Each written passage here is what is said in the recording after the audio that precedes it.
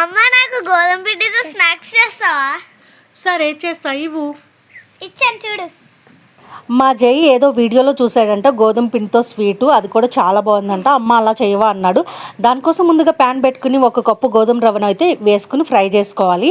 ఇలా ఫ్రై చేసుకున్న తర్వాత ఏ కప్పుతో అయితే మనం గోధుమ రవ్వను తీసుకున్నామో అదే కప్పుతో చక్కెర వేసుకోవాలండి. అలానే అదే కప్పుతో నెయ్యి వేసుకోవాలి.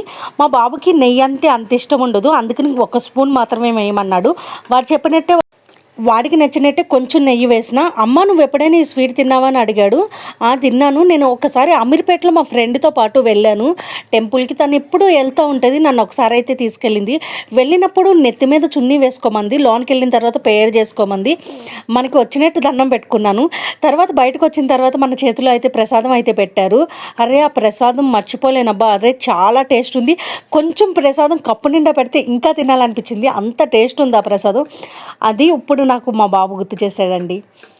జై స్వీట్ ఎలా ఉంది గౌతమ్? సరే తినండి మరి అయితే.